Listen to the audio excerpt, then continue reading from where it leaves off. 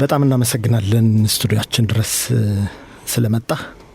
አንተ ብያለሁ እንግዲህ እንደሱ ነው የሚመቸው። እሺ ጌታችን እንዲያመች እኔም በጣም ከልብ አመሰግናለሁ እና በመምጣቴ ደግሞ ደስ ብሎኛል።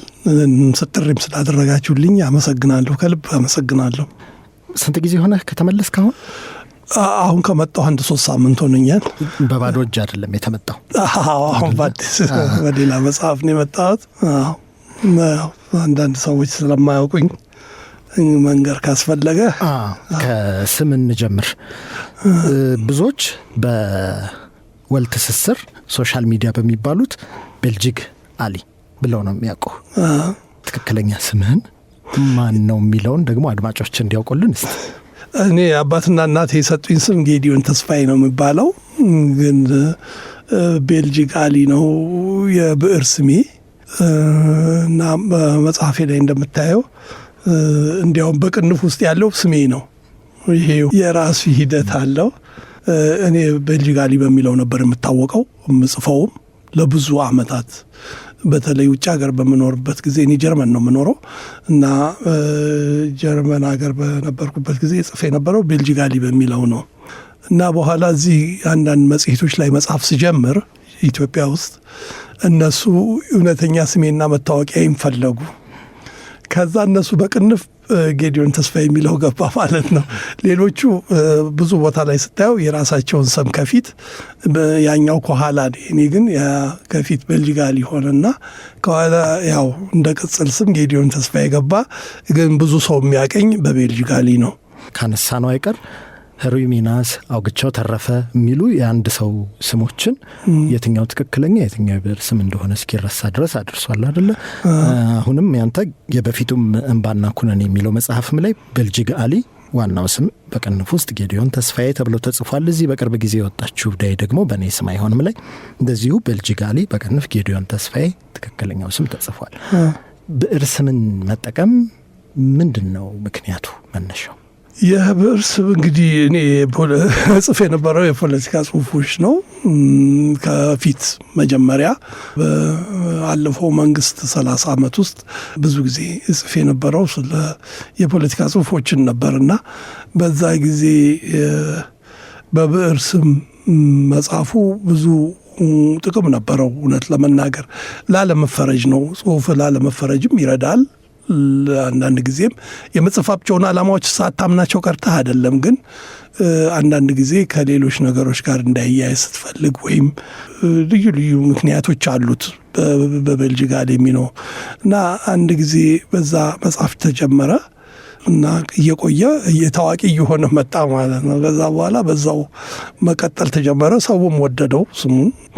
እኔም ደግሞ ያው መሳሰላለሁ መሰለኝ ከቤልጂግ ጋር በቁመትም በምንም ብዙ ሰው በዛ ተቀበለውና ቀጠለ ማለት ነው። እና ብዙ አልቆየም እኮ ቤልጂግ አሊ ለመታወቅ ብዙ ጊዜ አልቆየም። ትንሽ ጊዜ ግን ጠቅሟለሁ እያስባለሁ።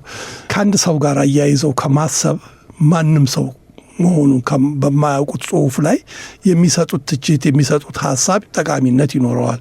ከኔ ጋር በሚያያዝበት ጊዜ ቤልጂግ አሊ የሚለውን ስም በሚያያይዙበት ጊዜ ሌላ ትርጉም ነው የሚሰጡት እና ያንን ለመከላከል የሚጠቅም ይመስለኛል። አሁን እዚህ በምናይበት ጊዜ እዚህ ሀገር እንኳ ብዙዎቹ የጸሐፊዎች ሳናውቃቸው ብዙ አሁን በቅርብ ቀን ማን ነው በረከት በላይነህ ነው ዋጋ የሚለው የኔ ስም ነው ብሎ ተናገረ። እሱም ባናውቀው ስናውቀው የምንወስደው እንትንና ሳናውቀው ያለው ሁኔታ የተለያየ ነው። በዛ ይጠቅማል ብዬ አስባለሁ። ግን ራሴን የደበኩበት ምክንያት በመፍራት አቋም ላይ ልዩነት ያመጣል ሳይሆን አንባቢያን የራሳቸውን አመለካከት ከኔ ሳያያይዙ ይጠቀሙ እንትን ይሉት እንደሆነ በሚል ነው። ብዙ ጊዜ ጠቅሟል። በብዕር ስም መጽሐፍ በጣም ይጠቅማል። ቤልጂግ አሊ የሚለው ስም ከምንድን ነው የመጣው ታዲያ? ቤልጂግ አሊ በ1977 እኔ ሻይ ልማት ጉመሮ ሰራ ነበር እና በዛ ጊዜ የነበረው ድርቅ ገብቶ ነበር እና ድርቅ ሁለት አይነት ነገር ነበር። ሰፈራ የሚባል አለ፣ ሙሉ በሙሉ የሚሰፈርበት ወደ ጋምቤላ በልዩ ልዩ ቦታ ላይ ይሰፍሩ ነበር። እሱ ሰፈራ ነው። ስክሰጋ ደግሞ የሚባል ነበር። ስክሰጋ ማለት በየቀበሌው የሳሱ ቀበሌዎች አሉ፣ ወይም መሬቱ ብዙ ሆኖ ሰው የሌለባቸው እነሱ ውስጥ የምንጨምራቸው ነበሩና በጎሬ አካባቢ የነበሩ ወረዳዎች ስክሰጋ ነበረ። እና በዛ ጊዜ የመጡ ያኔ ክፍለ ሀገር ነው የሚባለው፣ ከወሎ ክፍለ ሀገር የመጡ ሰዎች ነበሩና እና ይሄ አንዱ ነው ቤልጂጋሊ የሚባለው ሰውዬና ቤልጂጋሊ ምን ብሎ ነው የነገረኝ? ወናፍ ታውቃለህ አይደል? ይሄ ንፋስ እንትን የሚያደርግ ብረት ሲሰሩ ብረት ቀጥቅጦች እሳቱን የሚያያይዙበት እሱን ሊገዛ መጥቶ ከገበያ ላይ ታፍሶ ነው የመጣው ለመስፈር።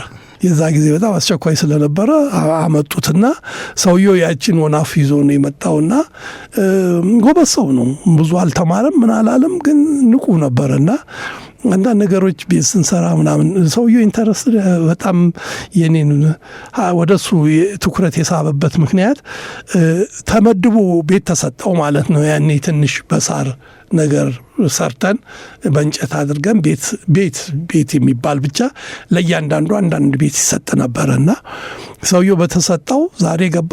ከማግስቱ ጀምሮ የሰጠነውን ቤት ሁሉ ቀያየረው። በቃ በደንብ ራሱ ሰራው። ከኛ የበለጠ ጥሩ ቤት አደረገው። ማቴሪያል ምናምን አቀረብንለት፣ ራሱ ግን ከሰራራና ጓሩን ምን መነጣጥሮ ምናምን እንትን አለ። ከዛ የሰውየው እንትን አለኝ፣ ስሙም ደስ አለኝ እና በኋላ ጽሁፉን ስጀምር ቤልጂጋሊ የሚለውን ወሰድኩኝ። ደስ ይለኝ ነበር ስሙና የእሱ ስም ነው። አሁን ይኑር ይሞት አላቅም፣ ያው ብዙ ጊዜ ሆኖታል። ወደ 40 ዓመት ሊሆነው ነው መሰለኝ አሁን በዚህ አይነት ሁኔታ እና የእሱን ስም ያስኩት ቤልጂጋሊ በሚል ቀጠልኩ ማለት ነው። እንግዲህ ወደ ኋላ እንመለስና ቤልጂጋሊ ወይም ጌዲዮን ተስፋዬ የት ተወለደ? እንዴት አደገ? የተወለድኩት ያደግኩት ልደታ አካባቢ ነው። ፍርድ ቤቱ አካባቢ ነው ተወልጄ ያደግኩት። ያው ኤሌመንተሪ ስኩል የተማርኩት ወይም አንደኛ ደረጃን የተማርኩት ተስፋ ኮከብ ነው፣ የታወቀ ትምህርት ቤት ነው። ሃይ ስኩል የተማርኩት አዲስ ከተማ ነው። ከዛ በኋላ አዋሳ ተምሬያለሁ። አዋሳ ኮሌጅ ጉመሮ ሻይ ልማት 3 ዓመት ሰርቻለሁ። እንግዲህ ከዛ በተረፈ ያለኝ ህይወት በሞላ ውጭ ሀገር ነው። ብዙውን ህይወቴን ያሳለፍኩት ያው ውጭ ሀገር ነው። ወደ 40 ዓመት አለኝ አሁን ማለት ነው። እዛ ጀርመን ወደ 33 ዓመት አለኝ። ከዛ ውስጥ 5 ዓመት ወደ ለንደን ኖር ያለው። ሌላው ግን ራሽያ 6 ዓመት ተኖር ያለው እና ራሽያ ለትምህርት ነው የሄድኩት። እዛ አግሮኖሚ ተምሬ ያለው በጄኔቲክስ በብሪዲንግ ማስተርሴን ሰርቻለሁ። ግን ያው አግኝቻለሁ፣ ግን እሱን አልሰራሁበትም። ጀርመን ከመጣሁ በኋላ በኔትወርኪንግ አጥንቻለሁ። በሱ ነበር ስሰራ የነበረው እና ይሄ ነው እንግዲህ የኔ አጭር ነው ታሪኩ። ብዙ ያለው ውጭ ሀገር ነው። ወደ 40 ዓመቱን የኖርኩት እዚህ እስከ 24 ዓመት ምናምን ነበርኩ። ሌላውን እዛ ነው ያለሁት። እንግዲህ ጊዜው የወጣትነትህ ዘመን የኢትዮጵያ ፖለቲካ በጣም እንቅስቃሴዎች የበዙበት፣ በተለይ ወጣቱ የፖለቲካ እንቅስቃሴው ላይ በጣም የበረታበት ዘመን ይመስለኛል አይደል? በጣም የኔ ዘመን እንደሱ ነው። እስቲ ያንን ጊዜ አስታውሰኝ። ምክንያቱም በተለይ እዚህ እንባና ኩነኔ የተሰኘው መጽሐፍህ ላይ እነ ሽጉጤ ደሜ ቀለበቴን ስጧት የሚሉ ታሪኮች ድርሰት ናቸው ትላለህ አንተ። ግን የሆኑ የምናውቃቸው ሰዎች በታሪካቸው ሲወራ የሰማናቸው ወጣቶች ይመስላሉ። እስቲ ያን ወጣትነትን የኛ ወጣትነት እንደዚህ ነው ያለ። የኛ ወጣትነት ምንድን ነበር ምኞታችሁ ብለህ ጠይቀኝ። ከመጀመሪያ እኛ ኤሌመንተሪ ስኩል እያለን ወይንም ጁኒየር እያለን ምንድን ነበር ምኞታችሁ በለን። የኛ ምኞት እኔ ሳስበው ምንድን ነበር መሆን የምትፈልገው ቢሉኝ ሪቮ ነው። ሪቮሉሽነሪ ሪቮ የሚባሉ ሰዎች ትልቅ መጽሐፍ ይዘው የሚሄዱ የሚያነቡ ጎበዝ እንግሊዘኛ ተናጋሪዎች፣ በጣም ጎበዝ የሆኑ ሰዎች እንደዛ ለመሆን ነው ፍላጎታችን ከህፃንነታችን የነበረው። ግን ብዙ አይነት ነው የነበረው። ሁሉም አይነት አንድ አይነት አይደለም። እንደዛ የምንፈልግ ሰዎች አለን። ሌሎች ደግሞ ጆሊ ጃኪዝምን ወይም ሽቅርቅርነትን የሚያደርጉ ቤል ቦተሙን አፍሮን ምኑን የሚሉም አሉ። በግሩፕ የሚደባደቡም ነበሩ። እኛ ህፃን ሆነን ያው በገርል ፍሬንድ ያኔ ላቨር ነው የሚባለው፣ በዛ የምንደባደቡ ነበሩ። የቻይና ግሩፕ፣ መቅደላ ግሩፕ ምናምን እየተባለ በየቦታው በየሰፈሩ የሚቋቋሙም ነበሩ። ግን ልክ አብዮቱ ከፈነዳ በኋላ ብዙውን ሰው ወደ ፖለቲካ ውስጥ ከተተው እና ብዙ ወጣት ያው የነበረ በልቡም ውስጥ የነበረ ነገር ስለነበረ የአገሪቷ ሁኔታ የሚያሳስበው ስለነበረ፣ በእኛ ዘመን ደግሞ እንዳሁኑ ዘመን አይደለም። ኮሎኒያሊዝምም የምናየው ነው። አፓርታይድ ነበር አፍሪካ ውስጥ። ብዙ የአፍሪካ ሀገሮች እኮ ያኔ ነጻ አልወጡም። እነ አንጎላ፣ እነ ጊኒ ቢሳው፣ እነ ሞዛምቢክ ይሄ ሁሉ ነጻ አልወጣም። እና በዛ ምክንያት በጣም እንቆጭም ነበርና ከዛ በኋላ ሶሻሊዝምን በምንሰማበት ጊዜ፣ ሶሻሊዝም በሚመጣበት ጊዜ በቃ መፍትሄ ነው የወደፊት ብሩህ ተስፋ ሶሻሊዝም ነው በሚል ተቀበልነው ማለት ነው። ከዛ ወደ ሁሉም ወደ መሰለው ድርጅት ወደ ሜሶንም ወደ ኢህአፓም ወደ ምንም እየገባ ይታገል ጀመረ። ግን ምንድን ነው የዛ ዘመን ያለውን ወጣት አንድ ነገር ያመሳስለዋል። የሚያመሳስለው ምንድን ነው? መሬት ላራሹ ብሎ ነው የሚታገለው እንጂ መሬት ለራሴ ብሎ አይታገልም። ከግል ጥቅም ባሻገር ነው የነበረው። ከግል ሁኔታ ላይ አይታይም። እንዲያውም የብዙዎቻችን ቤተሰቦች እኮ የመሬት ባለቤቶች ምናምኖች ነበሩ። እነሱን ተቃውመን መሬት ላራሹ መሰጠት አለበት ብለን ታግለን ለዛ ፍጻሜ መድረስ በጣም ከልብ የታገልን ማለት ነው። እና የእኛን ህብረተሰብ የእኛን ዘመን ወጣት በማይበት ጊዜ ከራሱ ፍላጎት ባሻገር ሄዶ ለሌሎች ሰዎች በተለይ ለሌላ ለተጨቆኑ ሰዎች የሚታገል ነበርና እኔ ብዙ ጊዜ እንደምለው የመሬት ላራሹ ትውልድ እንጂ የመሬት ለራሴ ትውልድ አይደለም ብዬ ነው የማስበው። እና ብዙ አመለካከት በልዩ ልዩ መንገድ ልንታገል እንችላለን። ግን ሁላችንንም የሚያመሳስለን ከግል ጥቅም ባሻገር ለህብረተሰባችን እድገት ነበር የምንታገለው ብዬ ነው የማስበው። ያኔ በጣም ወጣትነት አይደል? ምናልባት የሃይ ስኩል እድሜ ላይ የነበራችሁበት ነበረ። አንተም ስትለኝ እንደነበረው ቀደም ሲል በዛ ዘመን አንዳቸውን ነጥሎ ማውጣት ሊያስቸግር ይችላል። ግን በጣም ታሪካቸው ይመስጥህ የነበሩ የወጣቱ መሪዎች የሚባሉ እነማን ነበሩ? አሁን ለምሳሌ የኢህአፓ መሪዎች ልጠይቀኝ ትችላል። በዛ ጊዜ ነበር። የኢህአፓም የሊግ አባል ነኝ። ሊግ ውስጥ ስለነበርኩ አላቃቸው በዛ ዘመን ማለት ነው። አሁን ስላወቅኳቸው ያን ያውቃቸዋለሁ ማለት አይደለም። አሁን እናንተ እንደምታውቃቸው በምንባብ በምን እዛ ደርሰናል። ግን በኢትዮጵያ ተማሪዎች ትግል ላይ የምናስታውሳቸው ሰዎች አሉ።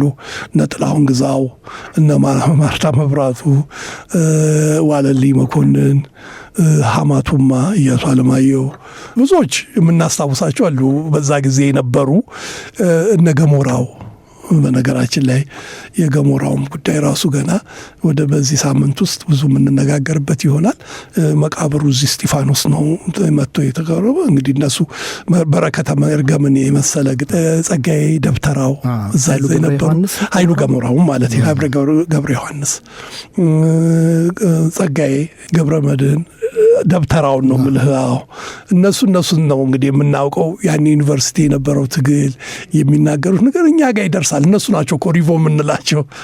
እነሱን መሆን ነው የምንፈልገው እኛም። እና አሁን ጠለቅ ብለን ስናቃቸውና ያኔ ደግሞ በእንትን የምንል ጥላሁን ግዛው የተገደለ ጊዜ እኛ የኤሌመንተሪ ስኩል ተማሪዎች ነን እኮ ብዙም እንትን አይደለም። ግን በጣም ደስ ይል ነበረ የነበረው ሁኔታ።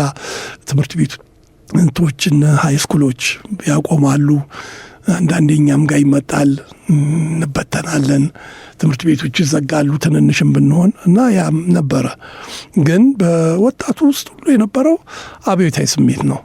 እቺ ሀገር ማደግ አለባት፣ እቺ ሀገር መቀየር አለባት፣ የምንሄድበት መንገድ ትክክል አይደለም የሚለውን ብዙዎቻችን እናምንበታለን። መሪዎቻችን እነዚህ ነበሩ ማለት እችላለሁ። እና ኃይሌ ፊዳም የዛው ትውልድ አባል ናቸው። በሌላ በኩልም ያሉ የነበሩትም ያው ብዙ ናቸው ያሉት። ግን ጎላ ብለው የሚታወቁት እነ ጥላሁን ግዛው ነበሩ። ስለ ጥላሁን ግዛው በተነጻጻሪነት ብዙ የተወራ ይመስለኛል። ኃይሉ ገብረ ዮሐንስን እስቲ እናንሳው። ገሞራው ትዝታና ስለምን ልንገርህ ስለ ገሞራው በጣም ገሞራው ማለት የድርጅት ሰው መሆን አይችልም። ራሱ ብቻውን መኖር የሚችል ሰው ነው። ከምንም ጋር ልታያይዘው አይቻልም። ከኢህአፓም ከሜሶንም ከምንም አትለውም። ራሱን በራሱ ችሎ የሚኖር ሰው ነው። በጣም ጥሩ ሰው ነው ከሚገባው በላይ። ቤቱ ብትሄድ እግርህን ልጠብህ ለማለት የሚደርስ ሰው ነው። ስዊድን ሀገር ነው የሞተው። ስዊድን ነበር የነበረው። በጣም ጥሩ ሰው ነው። ልመሰክርለት የምችለው አይነት ጥሩነት። በጭንቅላት ደግሞ እንግዲህ የምታየው ነው። እናት ክንበሉልኝ ግጥሙን አይተሃል። በእናቴ ሴት በረከተ መርገምን የመሰለ ትልቅ ስራ፣ ዘመን ተሻጋሪ አንድ አይደለም ስራ ያለው ብዙ ስራዎች አሉት። እንዲያውም ያልተነገረለት ይመስለኛል። እዚህ ሀገር በሰፊው ያልተነገረለት ይመስለኛል። እኛም በቅርብ ቀን የአበባ ማስቀመጥ ስነ ስርዓት በአሌክስ አብርሃ ቲክቶክ ስም የምናደርግ ይመስለኛል። ከመሄዴ በፊት መቃብር ቦታው እዚህ ነው። የተወሰኑ ሰዎች ሰብስቤ ሄጄ ብትገኝ ደስ ይለኛል። የምናደርግ ይመስለኛል። እና ኃይሉ ገብረ ዮሐንስ ንጹህ ሰው፣ ስለ ሰው የሚጨነቅ ስለ ሌላው ሰው የሚጨነቅ የሚጠበብ እና የራሱን ጥቅም ምንም ዞር ብሎ ማያይ አይነት ሰው ነበር እና እሱን በማወቄ ደስተኛ ነኝ። የእሱን እውቅና አድርገን ነበር ለንደን ከተማ ውስጥ። እኔም ሄጄ ነበር። እዛ ላይ ሀማቱማ ተገኝቷል። እዛ ላይ ጃርሶ ሞት ባይኖር ነበረ። እዛ ላይ ብዙ ሰዎች መበተው ነበር እና እሱ በሌለበት የገሞራውን እውቅና ሰጥተናል እና ወደፊትም ገና መነሳቱ አይቀርም። ስራው በወጣቱ ትውልድ መጠናት አለበት ባይነኝ። ገና አልተጠኑም። እያንዳንዷ ግጥም እዛ ውስጥ ያለችው በረከተ መርገም ውስጥም ሆነ እናት ክንበል ሌሎች ብዙ የሱ ጽሁፎች ውስጥ ያሉት ወደፊትም እንደገና በጥራዝ ታትመው ለየትምህርት ቤቱ ለስነ ጽሁፍ ተማሪዎች መሰጠት ያለባቸው ናቸው የሚል እምነት አለኝ። ጥልቅ የሆነ እውቀት አለው ከቤተ ክርስቲያንም ከውጭም ያለ። እነዚህ በጣም የሚያስደስቱ ናቸው። ገሞራው በጣም ጥሩ ሰው ነበር። ነፍስ ይማር። አሁን ካነሳቸው ሰዎች ደግሞ አንድ ሰውን ጨምር። ጃርሶ ሞት ባይኖር ኪሩቤል ብዙ አላውቀውም። ጃርሶን ትንሽ ነው የማውቀው። ግን ያው ኢንተርቪውን የሰማሁ ይመስለኛል። በየቦታው ላይ ትንሽ ወጣ ያለ ካራክተር ነው። ደስ የሚል ሰው ነው። ስታጫውተው ብትውል የማይሰለች ሰው ነው። ይሄን ነው ልንህ የምችለው። ብዙ 1 2 3 ነው ያገኘሁት። ብዙም እውቀት የለኝም ምልህ እንደ ገሞራ ያህል ብዙ መናገር አልችልም።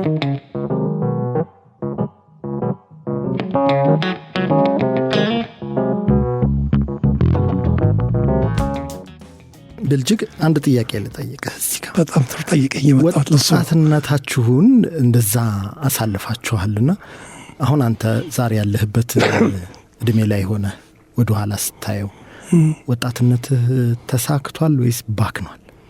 ጥሩ ጥያቄ ነው። በምን አንጻር እንደምመልስልህ አላቅም። በመታገላችን አይቆጨኝም። ለህብረተሰቡ ያመጣ ነው ለውጥ በአንድ መንገድ ወይ በሌላ መንገድ ተጠልፎ ሊሆን ይችላል። እሱ አይደለም ግን የኛ ንጹህ ዓላማ ቅድምም ስነግር ነበር፣ ወደፊትም እነግርሃለሁ። የኛ ትውልድ ዋና ዓላማ እንዳለ ነው። አሁንም ክቡር ነው። አንዳንድ ሰዎች ይጠይቁኛል፣ አሁንም አልተለወጥክም ይሉኛል። አልተለወጥኩም። ዓላማው ክቡር እኮ ነው። ለራስህ እኮ አይደለም ለሌላ ሰው ነው የምትታገለው። ለራስህ ጥቅም እኮ አይደለም። ራስህን እየጎዳ ሌላ ሰው መጥቀም ነው። ከዚህ የበለጠ ትልቅ ነገር ምን አለ? በሃይማኖትም ብትሄድም በምንም ብትሄድም በፖለቲካም ብትሄድም ከዚህ የበለጠ ትልቅ ነገር የለም። የባከነ ዘመን የለም። የሚቆጨኝ ነገር የለም። እኔ ተጎድቻለሁ። እንደምታየው ነው መጽሐፍ ላይ የተገረፍኩት የተሰቃየሁት ደርግ ጽሕፈት ቤት ነው። የታሰርኩት ከርቸሌ ነው። በብዙ ነገር ነው። እንደ ድንገት ህይወት ተረፈ። ግን ያ አይቆጨኝም። ለደቂቃ ያህል አይቆጨኝም። ምክንያቱም ዓላማዬ ምን እንደነበር ስለማውቀው ነው። እና በእኔም እድሜ ያለን ብዙዎቻችን እንደዛ ነው የምናስበው ብዬ አስባለሁ። ለሰው ለጭቁን ወይም ለተበደለ ሰው መቆም ላይ ከጠገበ ለራበው ማዘን። እንግዲህ በቸብ ዛሬ ተነስቼ ካፒታሊዝም ጥሩ ነው ካፒታሊስቶችን አመሰግናለሁ ብለህ አንተም ትታዘበኛል። እና ይሄ ነው አሁንም ወደፊትም ለራበው ነው እንጂ የምታገለው ለጠገብ አይደለም። ይሄ አቋም ነው። ይሄ የሚሞት ነው አብሮኝ። ያ ማለት ግን የፖለቲካ ፓርቲ አባል ሆንኩ ምናምን የሚል ሳይሆን አሁንም ቢሆን ለተበደለ ለተጨቆነ ነው ማዝነው ብዬ ነው የማስበው እና የባከነ ጊዜ አለ ብዬ አላስብም። በፖለቲካ ጥያቄ ላይ የስልጣን ጥያቄ ከሆነ ስኬታማ አይደለንም፣ ስልጣን ላይ አልወጣንም። ህብረተሰብን ግን ለእኛ የሰጠን ቦታ አለ። ለምሳሌ አንድ ሰው ጎበዝ ሰው ነው ያ ሰው ትባላለህ አንተ። የጉብዝና ምልክትም ነን እኮ አንዳንድ ቦታ ላይ እንዴ እሷ በጣም እኮ በስማም እንዴት አይነት ሴት መሰለች። ይሄ ራሱ ህብረተሰቡ የሰጠን ቦታ ነው። ብፍቀው የማይቀየር እኮ ነው። በቃ በዛ ዘመን የያ ትውልድ ነገር የሚጠሉት ሰዎች እንኳ እየወደዱት ነው የሚጠሉት። ሰክሲድ ለምን አላረገም ለምን አልተሳካለትም ብለው ሊሳደቡ ይችላሉ። እነሱን አንደርስታንድ በደንብ ነው የሚገባኝ የእነሱ ሀሳብ። አንዳንድ ጥላቻ የሚፈጠር አለ፣ እሱን ነው የማልፈልገው። በቁጭት ግን ተነስተው የሚናገሩት ሰዎች በጣም ያስደስቱኛል። እኔ በበኩሌ ከመጽሐፉ እንዳንወጣ ብዬ እንዳላሰፋብህ ብዬ ነው። ግን ምንም ችግር የለም ካልክሽ መጽሐፍህ ላይ ቀደም ሲል ነካክተነው ነበረ፣ እንመለስበትና ሽጉጤ ደሜ ልቦለዶች ናቸው ነው አይደል? ታሪካዊ ልቦለድ ነው። እስቲ ሽጉጤ ደሜን እንነጋገርበት። ሽጉጤ ደግሞ እውነተኛ ታሪክ ነው፣ የተፈጸመ ነው። ያልተፈጸመ ማለት ተፈጽሟል። ግን በስለ ጽሁፍ ደረጃ አሳምሬ ላቀርብ የሞከርኩት የህብረተሰቡን እኔን እንደተረዳሁት 8ኛ ሺህ ደረሰ፣ መሬት ጮኸች የሚለው ቤተ ክርስቲያን ውስጥ እግዚኦታ መኖሩ እሱ ተደርጓል እኮ አልተደረገም ብዬ አይደለም እነግርህ፣ ተደርጓል። ግን እኔ እንደሚገባኝ ነው የጻፍኩት። በዛ ጊዜ የነበረው እውነት የሆነበት ምክንያት ምንድን ነው? ልደታ በራፍ ላይ ቀይ ሽብር የተመቱ ዲያቆኖች ነበሩ በብዛት እዛ አካባቢ። ስለዚህ የዛ ሰፈር ሰው ልደታ ትፈርዳለች የሚለውን ይህን ሁሉ ግፍማ አትችለውም የሚለው ሁኔታ በአንድ በኩል አለ። በሌላ ላይ ደግሞ እንግዲህ መሬት ጮኸ፣ ቱቦ ነው ጠቅላላ ይሄ የምታየው ትልልቁ ቱቦ ከዲአፍሪክ ጀምሮ እስከ ሰፈሪያን ትልልቅ ቱቦዎች አሉ፣ በውስጥ ውሃ የሚሄድባቸው ካናሎች ናቸው። እና ሰውየው በዛ ነው ገብቶ መሀል ላይ ነው እኮ ያለው። ግን ሲጮህ በሁሉም ቱቦ ይሄ ምንድነው ገደል ማሚቱ አይነት ያስተጋባል። ስለዚህ ይሰማል። ስሙ ራሱ ያስደነግጣል። ሽጉጥ እና ደም፣ ሽጉጤ ደሜ። ይሄ ነው በዛ ጊዜ የነበረው። የሚገርም ነው። ሰዎች በዛ መሄድ ሁሉ የፈሩ እኮ አሉ።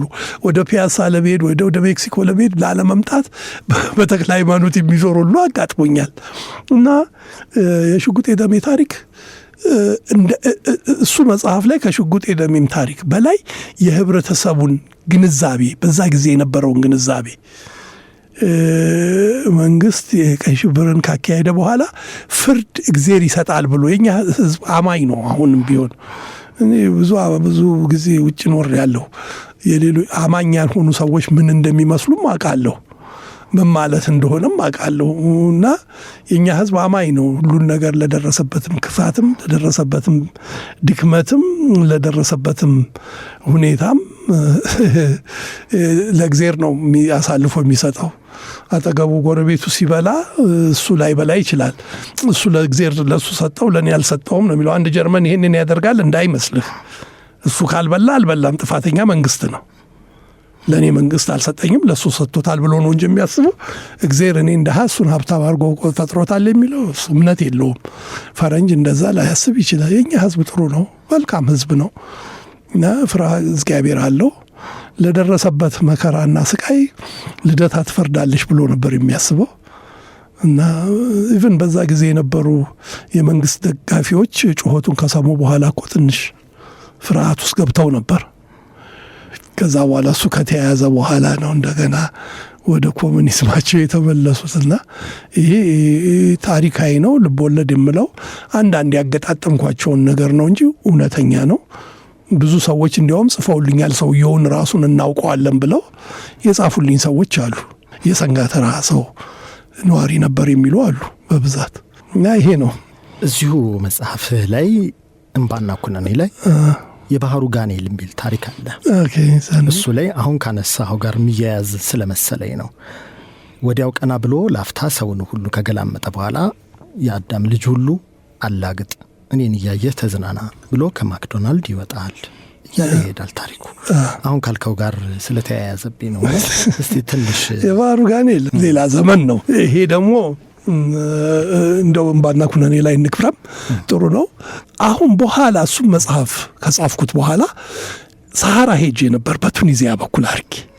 አንተ አሁን እሱም በምታይበት ጊዜ ምን አይነት እንደሆነ ብታይ በጣም ይገርምሃል። ሰሃራ ማለት ራሱ የአሸዋ የሆነ ሜዳ የማያልቅ በቃ ብዙ መንገድ። ያውም እኔ በመኪና ነው የሄድኩት።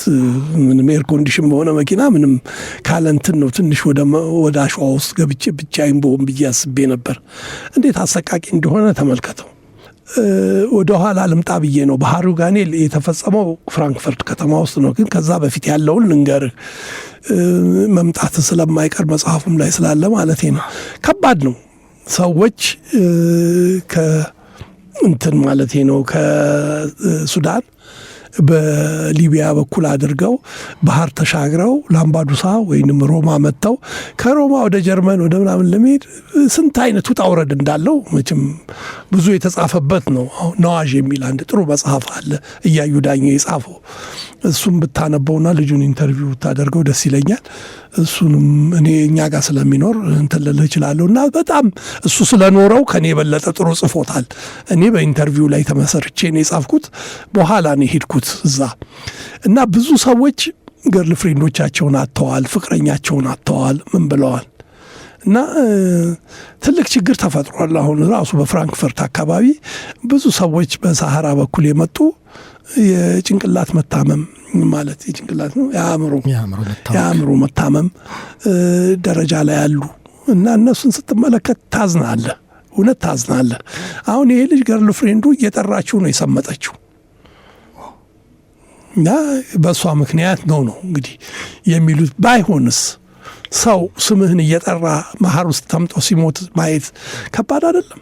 በጣም ብዙዎቹ እንደዚህ ናቸው። አይ ብዙ ህይወታቸውን አጥተዋል። አሁን ወደ ድሮ ፍራንክፈርት እዚህ አዲሱ መጽሐፍ ላይ መጨረሻዋ ላይ አይተህ እንደሆነ እዚህ መቼ ደረስን የሚል ጽሁፍ አለ አይደለም? 40-50 ሰው መንገድ ላይ የሚተኛ አበሻ አግኝተናል። አሁን ድሮ እኮ 3 አበሻ ለማግኘት ሙሉ ቀን መዋል ነበረብህ። እኔ ሲሄድ እዛ 90 በኢትዮጵያ አቆጣጠር 83 ነው እንግዲህ 91 ዓመተ ምህረት ማለት በፈረንጅ እና አንዳንዴ አሁን 40-50 ሰው ታገኛለህ። በአዲሱ መጽሐፍ ላይ የመጨረሻውም ታሪክ እሷ ነች። እዚህ እስከ መቼ እዚህ ደረስን ይለኛል ጓደኛዬ። ትንሽ ጽሁፍ ትመስላለች ግን ብዙ ነች። አንዳንዱ ጽሁፎች እዚህ ውስጥ አዲሱ መጽሐፍ ላይ ያሉት ቁርጥ ሊሉብህ ይችላሉ። ግን ታሪኮቹ አልቀዋል። አሁን ከምን እዚህ ደረስን የሚለውን ታሪክ ብታያት በግማሽ ገጽ ነው ያለቀችው። ግን ብዙ ነው። 40 ኢትዮጵያዊ መንገድ ላይ ተኝቶ ማየት ምን ያህል ያሰቅቅሃል። በፍራንክፈርት ከተማ ውስጥ በዕፅና በድረግ ተነክቶ እና ይሄ ራሱ በጣም የሚገርም ሁኔታ ነው የመጣው። ለምን ተፈጠረ ብሎ ግን ያጠናው ሰው የለም። ብዙዎቹ በዛ በሚመጡበት ጊዜ ብዙ አይነት ችግር ተፈጥሮባቸዋል። በጭንቅላታቸው ውስጥ ሬፕ ተደርገዋል። ወንዶች ሬፕ ተደርገዋል፣ እንኳን ሴቶች በጣም ብዙ ስቃይ አይተዋል። በአረቦቹ በሊቢያ አረቦች በጣም መከራ ውስጥ ገብተዋል።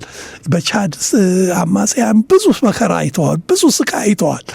ብዙዎቹ ሞተዋል፣ ሬሳ አይተዋል። አጠገባቸው ሬሳውን ጥለው ሲሄዱ አይተዋል እኮ። ጭንቅላት ውስጥ አይጠፋም እነዚህ ሁሉ መከራዎች አሁን እየከፈልናቸው ነው። ብዙ ሰው መንገድ ላይ መተኛት፣ ድረግ መውሰድ፣ ይሄ ኮኬይኑን ከዛም በላይ የሆኑትን ትልልቅ እንትኖች መውሰድ ደርሰዋል እና አሰቃቂ ሁኔታ ላይ ነው ያለው። የባህሩ ጋኔል እዛ ነው የተፈጸመው ማለት ነው። እየዞረ ነው። ሰዎች ምንም አያማክሩትም እና በኋላ ግን እንደዛ አይነት ብዙ ታሪኮች አሉ። ብዙም ወደፊት የሚጻፉ አሉ እና አንዳንድ ጊዜ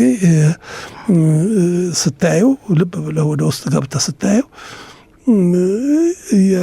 ከዛ ከሳሐራ በረሃ የሚመጡ ልጆች ጀርመንም ሲደርሱ ሌላም ሀገር ሲደርሱ የስነ ልቦና ነው የሚባለው ሊቃው ጠበብት ሊያነጋግሯቸው ሲችሉ እሱ አይደረግም። ወዲያው እነሱ ኤሮፕ ገብተን ችግራችን ተፈታ ብለው ነው የሚያስቡት። አይደለም። እኔ ሳሐራ ላይ ያገኘኋቸው ልጆችን እንደገና ሮማ አግኝቻቸው ነበር እና ሳሐራ ላይ ያሉ የነበራቸው አሁን ሮማንሳ ስንገባ በቃ እንዳንተ ነው የምንሆነው ምናምን ይላሉ። እኔ የወጣሁትና የወረድኩትን መንገድ አያውቁትም ምን ያህል እንደተጓዝኩ ልነግራቸውም አልቻልኩም። ያንን በዛ በረሃ ላይ ደግሞ የበለጠ እንትን ልፈጥርባቸው አልቻልኩም። በኋላ ጣሊያን ሲገቡ እንደገና የስደተኛ ጥያቄ መጠየቅ እና መቀጠል ከባድ ነበር ለነሱ። እሱ ራሱ የሚችሉት አይደለም። ከዜሮ ነው የምትጀምረው። አውሮፓ ስለገባ ሁሉ ነገር የሚያልቅልህ ይመስልሃል፣ ግን አይደለም። ከዜሮ ነው እንደገና የምትጀምረው። የአሳይለም ጥያቄ አለ፣ የመቀበል ያለ መቀበል አለ፣ የመመደቢያ ቦታ አለ። መጀመሪያው ቀን ራሱ እንደገባህ የት ሀገር ልሂድ የሚለውን ለመወሰን ራሱ ከባድ ነው። ስዊድን ልሂድ፣ ጀርመን ይሻላል፣ እንግሊዝ ይሻላል። እና ያው ከስትረስ ወደ ስትረስ ከጭንቀት ወደ ጭንቀት እየሄድክ ነው የምትሄደውና ብዙ ሰዎች እንደዛ አይነት እንደ ባህሩ አይነት ጋኔል ላይ አሁን መጨረሻ ላይ ደግሞ በዚህ በእኔ ስም አይሆንም በሚለው መጽሐፌ ላይ ፍራንክፈርት ውስጥ መንገድ ላይ ወድቆ የሚታዩትን ሰዎች ቁጥር ለመጥቀስ ሞክሬያለሁ። እዚሁም ባና ኩናኒ ላይ እንቆይና መነገር ያለበት ልዩነታችን የሚል አንድ ክፍል አለ። ልዩነቶቻችን እስቲ እሱን ታሪክ እንየው። እሱ ጥሩ ገጽታችን ነው። እሱ የኛ ጥሩ ገጽታ ነው። የክፍፍልህ መሰረቱ ነው።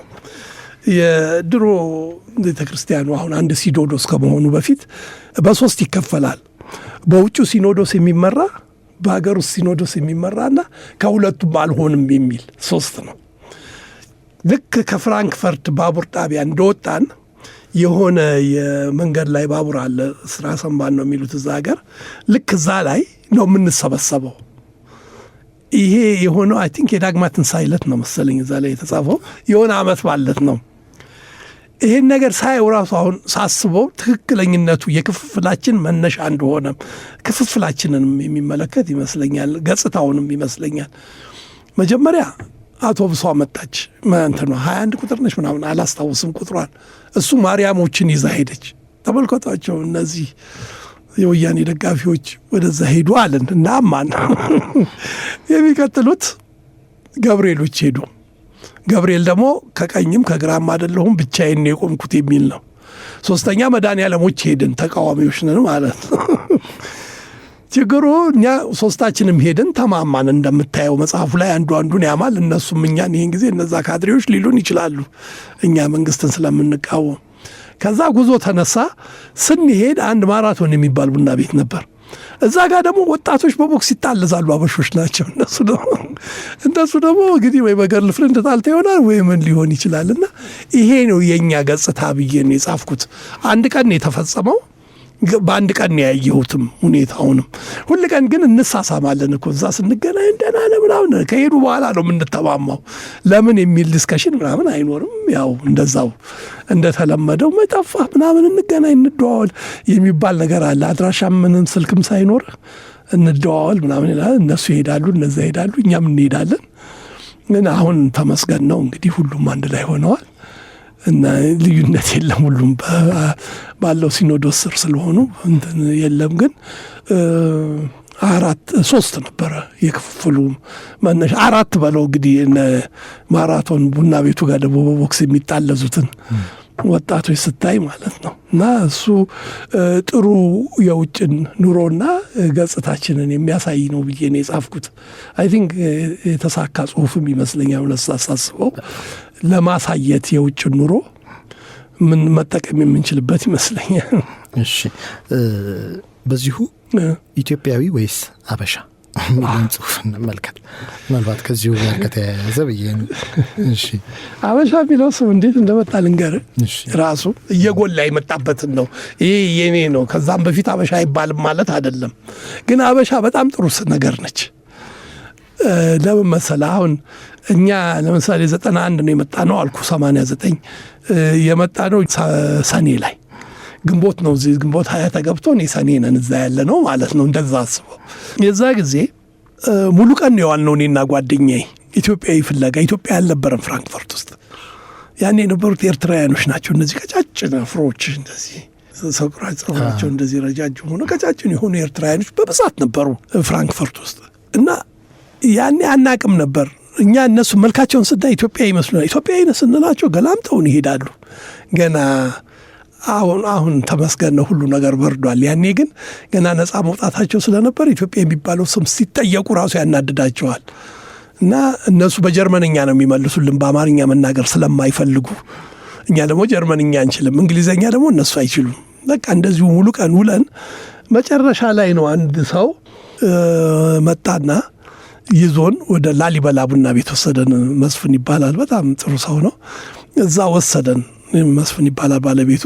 እሱ ራት ጋብዞ ምናምን እጅ እንዴት እንደሚሰጥ ነገረንና በዛው ቀጠልም ማለት ነው ህይወት። ያ ላሊበላ የወሰደን ልጅ እስካሁን አገኘዋለሁ ብዙ ጊዜ።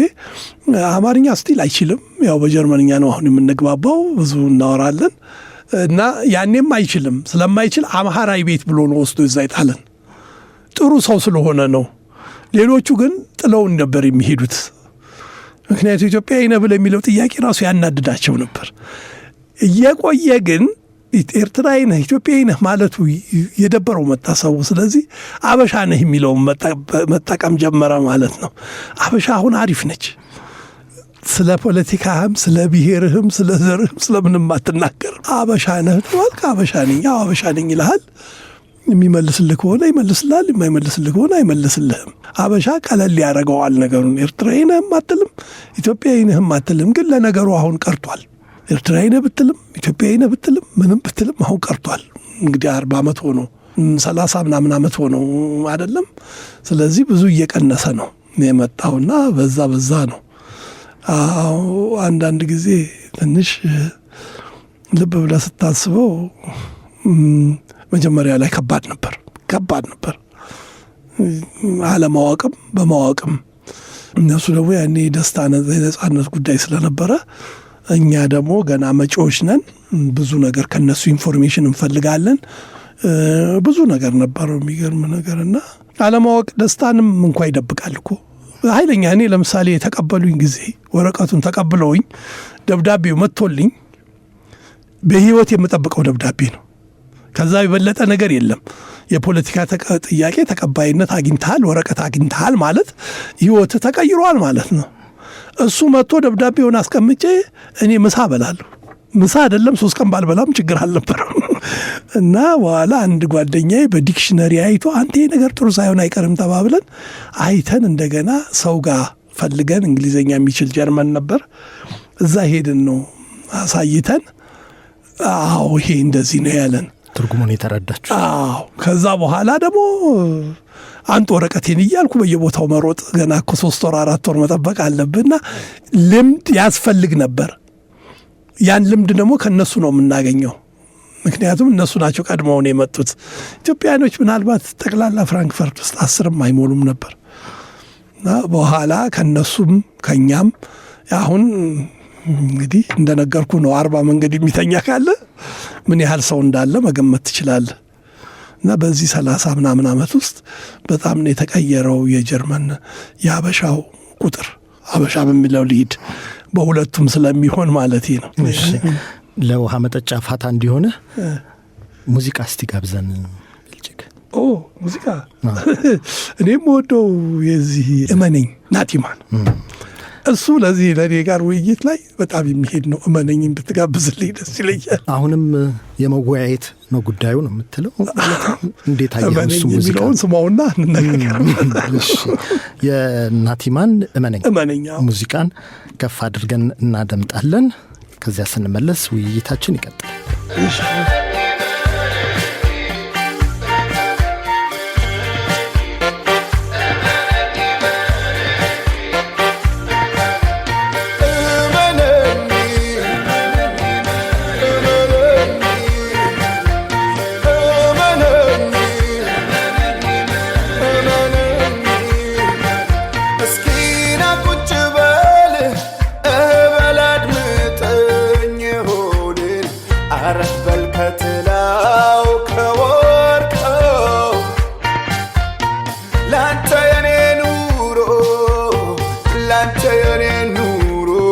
መጠኑን ሚዛኑ ምን ይሁን መለኪያው? እስኪና ዝቅ በል ውረድ ወደ መሬት፣ ውረድ ወደ መሬት መሬት አይተ ብትረ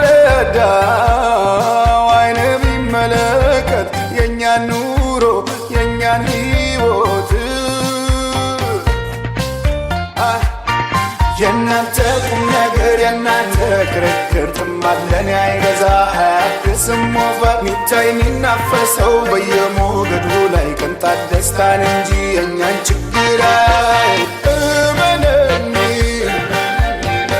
እመነኝ እመነኝ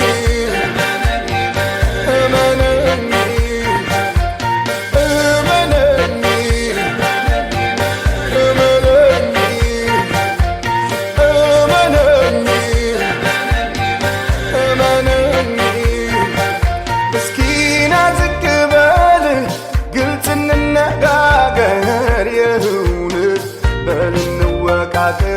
ስለ ፍቅር